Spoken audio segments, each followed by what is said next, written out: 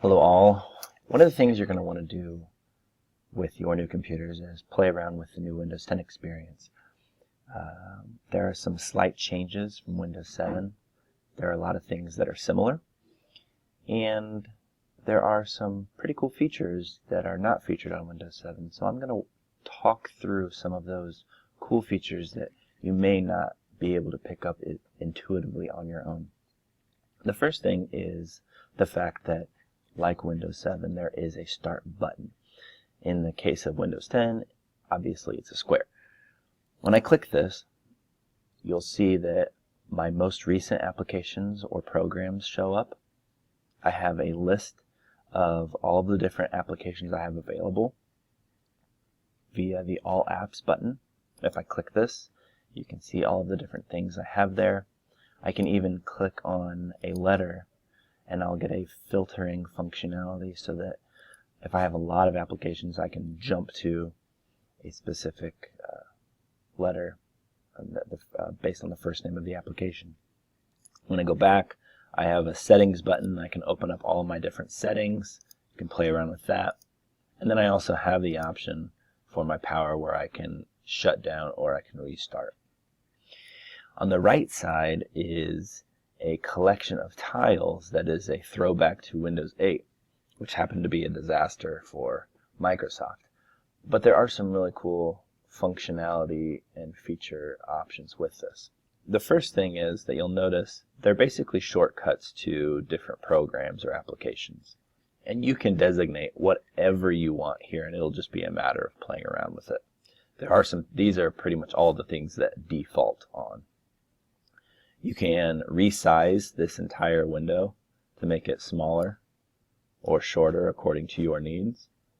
And you can even resize the tiles themselves. So if there's a tile that you want to be able to see easily, for example, weather, I can right click on the tile and I can size it to something that's more suitable to what I want to look at. For example, my weather is large. I can single click on the application to open it. For the weather, you will end up setting your location and then you can have a quick glance at the weather at any time. This also has my calendar, my Twitter feed, the notifications that I have, and I have a mail button, but it doesn't really work because we have Outlook. Another neat feature is the Cortana Search field. Cortana is the voice activation feature similar to Apple's Siri. It doesn't work as well as Siri, I don't think, but it's still pretty neat. The caveat is that you have to have it connected to a Microsoft account in order for it to work. But the search field works really well. So when I click on the search field, I can type for anything that I'm looking for on my PC or on the web. So if I'm looking for a document on blended learning, it's searching through my stuff, all of the different documents that have that name in it. I can filter according to the type of document that I'm looking for. If I'm looking for a photo or video or a Word document, whatever. And I can also search the web, and it will jump to Edge, which is the default browser. One final kind of neat feature is this button right here, which is called the Task View. The Task View allows you to create what are called virtual desktops. So you can see, you can click the plus button and you can create a new desktop. So I have two desktops running, essentially, at the same time.